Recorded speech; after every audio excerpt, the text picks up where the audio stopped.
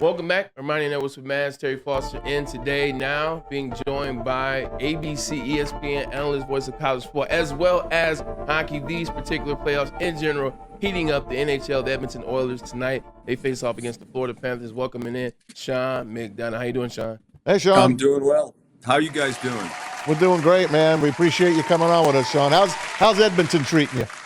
Edmonton's great. Beautiful day here, probably in the mid-70s. I don't know what that is Celsius. I probably should, but it's a lovely day. It's going to be crazy. I'm probably half a mile from the arena, and I can't imagine what it's going to be like around here in a couple hours because it feels like everybody in Edmonton is going to be here for this game tonight, either in the arena or in the outdoor spaces where they can watch the game with their fellow Edmontonians. Sean, let's jump into it. Usually we have some jokes about trouble with the snapper, things of that nature, but I'm ready to dial into NHL, because this, you start to look at the storylines. You talk about the Cup not going north in over three decades, 31 years to be exact. You talk about Edmonton Oilers about to potentially overcome a 3-0 deficit, and you're just watching this. It's heating up, and the storyline is great. Talk about what this playoffs has been, but specifically this series. It's been a little wild. Yeah, it has been wild. This is the 29th time the Stanley Cup final started out 3-0. Only once has the team that was behind 3-0 rallied to win, and that was back in 1942. You guys weren't around then. Unfortunately, it was sorry. You probably know, who blew the 3-0 lead and lost to the Toronto Maple Leafs. But it's very rare that it even gets to a Game 6. So Edmonton's already done half the job. We've seen the greatness of Connor McDavid, the back-to-back wins. He has had 4 points in each game. He's the only player in the history of the Stanley Cup final to have consecutive 4-point games. So, he's kind of willed them back into it, brought them back into it. But it's not just him. Their goaltending's been excellent the last couple of games. They've gotten some depth from scoring, and it's not a lot of pressure on Florida. I mean, they still have a little bit of wiggle room, but not as much as they had the last time we were out here for games 3 and 4. So I think tonight's going to be amazing. And if we have a Game 7, I think you would be talking about this as one of the great Stanley Cup finals of all time. No doubt there, Sean. Hey, what happened with the guy that looked like he was going to win the Conn Smythe Trophy? Into Game 4, Sergei Bobrovsky, all of a sudden, he gives up those 5 goals, and he has not been the same. Even on his saves, he's been shaky. Do you think he makes it through tonight's game? Well, it's a good question because I do think that's now another concern for Florida. When they were up 3-0, really all through these playoffs, Bobrovsky had been outstanding. I believe the number was 12 out of the previous 13 games. Heading into Game 3, he had held the opponents to 2 goals or fewer. And then he got yanked in Game 3 when he gave up 5 in a little bit more than a period. They got 4 the other night. Now, one of them was an empty net goal, but still he was shaky. So I would be concerned if I was Paul Maurice and a Florida Panther fan about him. For so much of these playoffs, he was a strength. Now I think he's a little bit of a concern coming into tonight. And if he's shaky, then this series has really changed in a dramatic way. I want to jump back into the Edmonton Oilers for a second. My favorite player in the game right now is Connor McDavid. I was put on to him by a friend of mine who's been in hockey for all his years, and he told me about this guy 5 years ago. And now I'm watching each year. I get more and more into the fandom. Just talk about this particular playoffs, man. You're watching somebody and that's the other thing I meant to mention. Storyline. He's 5 points away from Wayne Gretzky breaking his points record that particular year in Edmonton. Oh my God! So he's special to watch at a different level. Yeah, Brown. Coming into this series, one of the things was, did he have to win a Stanley Cup to be considered one of the great players of all time? For me, the answer is no. I mean, he's a great player whether he wins the Stanley Cup or not. And I think he is demonstrating now with what he's done and what you just alluded to, that he deserves to be in the conversation with guys like Lemieux and Gretzky. I'm not saying he's there yet, but he's making that conversation a possibility. As you said, he's approaching the most points that anybody's ever had in one playoff year. He already broke Gretzky's record for most assists in one playoff year, which is a record a lot of people thought would never be broken. Yeah. As we said, he's the only guy who's ever had back-to-back 4-point games in a Stanley Cup final, and he's done a couple other things where he's the first guy to do it in the playoffs or in the final. So he's a great player. He's the best player in the world, and it's not just his physical talent, but he is really the leader of this group, and I think he is the one all season long who has kept them believing even when they started 2-9-1 and had to really do a lot of work to get back and make the playoffs. They were down 3-2 against Vancouver. They were down 2-1 against Dallas. He kept convincing them that they were going to do it, and they've done it. I tell you the one thing that impresses me by Florida, and I jokingly say that they're big, slow, physical, and then when Edmonton got the puck in their zone, that they would put a blanket on them and wouldn't let them score. But the other thing Florida did kind of sneaky was they would fast break the other way. They would hold off Edmonton and then score an easy goal, at least in the first 3 games, and it seems like that's not as prevalent for them now. Yeah, I think, Terry, that's one of the things that they need to get back to. Is earlier in the playoffs, when they beat Boston and they beat the New York Rangers, it felt like they spent their entire time, Florida, in their offensive end, forechecking, and the Bruins and the Rangers could not get the puck out of their own end. So that has not been a big factor in this series. I think part of it is just Edmonton has guys who are better able to handle the forecheck. A guy like McDavid is a one-man forecheck breaker. You'll get him the puck and he'll carry it through the neutral zone. So, but they did get back to that the second half of last game. When they were down 4-1, Florida really carried the play for the second half of that game, got it to 4-3, had a lot of chances to tie it and didn't. So I think they need to get back to that formula, get the puck in, forecheck, and and get opportunities off the forecheck. Hey, Sean, how important is his first goal tonight? I think it's important. It's not only has Florida given up the first goal these last 2 games, both of them have been a shorthanded goal. So yes. Paul Maurice was talking to us this morning about, you're Florida. All right, we're on the power play. It's a scoreless game. Here's a great chance for us to take the lead. And then not only do you not take the lead, but you give up a shorthanded goal, and that really gets the juice flowing. It really did here for Game 3. When it was 3-0 and Edmonton was in a dire situation, that just opened the floodgates for that 8-1 game. So they're making a change on the power play tonight, I think in large part to avoid giving up shorthanded goals, because they've given up 5 in these playoffs, which is an alarmingly high number. Usually Brandon Montour is at the top of the power play as the one defenseman that they put out there. It's going to be Oliver Ekman-Larsson tonight, and I think they're hoping that he can drive more in terms of getting the power play going and scoring goals, but I think he's also out there to make sure that Edmonton doesn't score a shorthanded goal.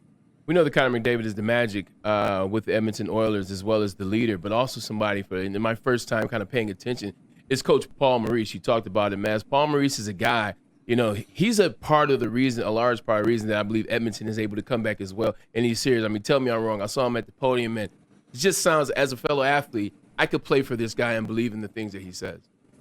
Yeah, Paul Maurice has kind of become the media darling of these playoffs, and I think, the Panthers, one of the reasons I don't think they'll be too uptight tonight, even though they've lost 2 games in a row, is that Paul will keep it pretty loose. And, it's an interesting contrast because Chris Knobloch, the Edmonton coach, is really exactly the opposite. He's kind of soft-spoken. He's not really equipped with funny lines and that sort of thing, but he's thoughtful, and he does take time to answer the questions. And I think he was the right guy at the right time for Edmonton when he came over as the new coach 13 games into the year. So, both coaches have done a phenomenal job. I think they're both a big part of the reason why their teams are here.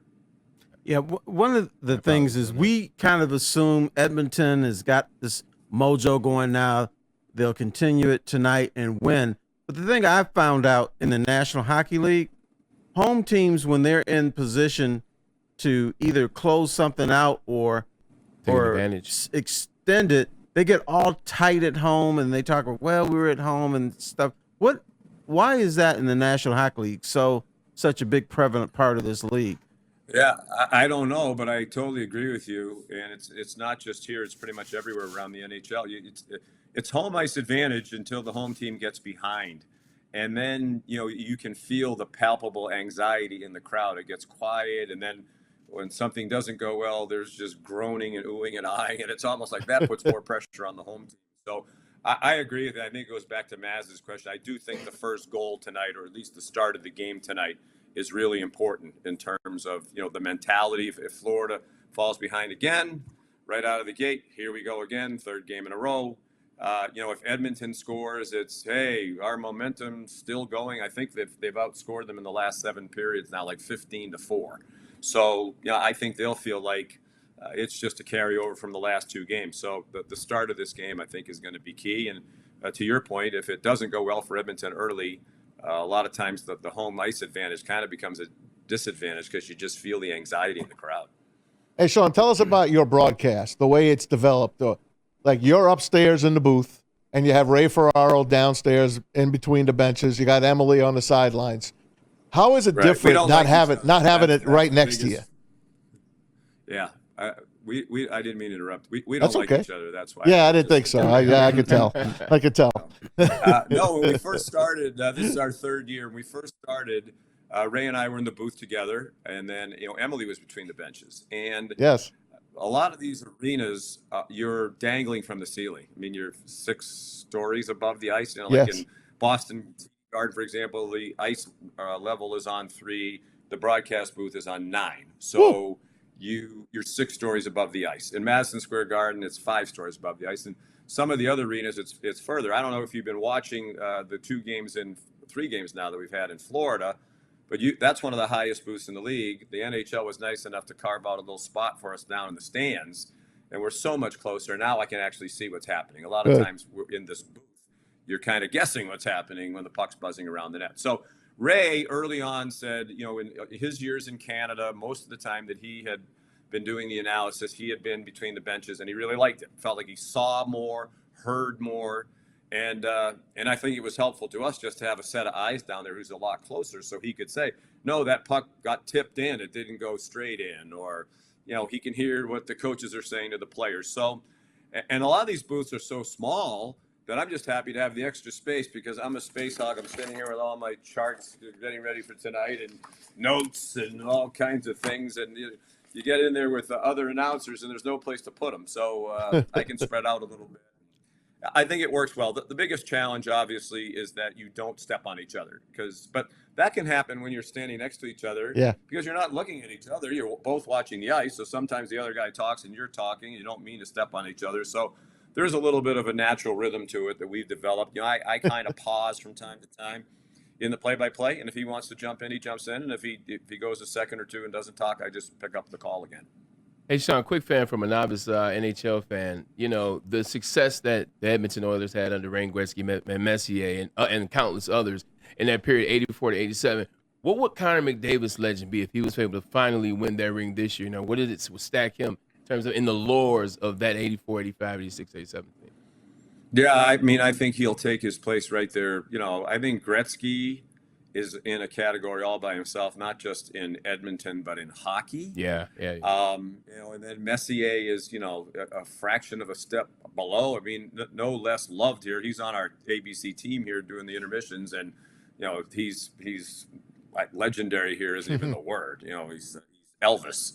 But, but I think Connor McDavid gets to that point. They haven't won a Stanley Cup here since 1990. They have a great history. They won 5 Stanley Cups in a very short period of time, but it's been a long time. So I think he will come to be regarded like Gretzky and like Messier as, not just one of the great players, but, one of the fan favorites as well. Hey, I'm Sean, curious, how do you even get from Miami to Edmonton? There's no flights between those 2 cities. 2,500 miles. You had to bring that up. It's if I look a little tired. It's 2,541 miles from arena to arena. That's the greatest distance between the 2 arenas in the history of the Stanley Cup Final. So, fortunately, the NHL arranged a charter for about 70 of us, the Canadian broadcasters, some NHL people. There's probably 15 people from each of the American and Canadian networks on there. But even that's a long trip. It's such a long flight. We had to stop and refuel in Kansas City. And we've already been, from Florida to Edmonton to Florida to Edmonton. So that's 7,600. And I didn't go to Michigan like Braylon, so I can't do the math. It's like 7,623 miles. And we very well might be going back another 2,541 tomorrow. So it's grueling, but, they'll have time to rest in July and August. This has been really compelling, especially the way this has unfolded. And, I'm not supposed to care who wins. If we give out the Stanley Cup tonight, that's great. And I'll be really happy for the Florida people because they're a great organization. But if we have a Game 7, that's kind of what we all live for in this business, right? So, yeah, you're tired, but you can play golf the rest of your life. You don't get a chance to call too many Game 7s, especially when one team was down 3-0 and battled back to make the Game 7. So if we have a Game 7, as I said, I think it's going to be one of the all-time great Stanley Cup finals. And I don't know how anybody could argue that, given everything that would have gone into getting it to the Game 7. Well, Sean, we appreciate you for making that grueling trip all 7,600 yards of, and even more if they win tomorrow, because you truly have made the Stanley Cup finals worth watching. We appreciate you for joining. So as always, Sean, are you ready for college football yet? Almost. I'm ready. Let's go. Michigan, we need you for Michigan. We need you. Don't worry, I'll help you with Yeah, that I think one. we know. It's great. Go blue, baby. A Michigan Wolverine. I know you did. That was awesome. Trouble with the snap. I mean, are we past that now? No, I'll never get past that. I was always good with it. We were always cool. You and I have been friends for a long time. See? We're always good. Yeah. It's just these guys like Mass. Hey, and Thanks, Sean. I've been a member of Planet Fitness. I can vouch for the excellence in the Your fitness is essential. It's essential. Knock 'em dead, Sean. Check them out tonight, 8 p.m. Can't wait to hear you, man. Have a great game. Watch that game, man. It's always fun to talk. See you, Kat. See you later, Sean. See you later.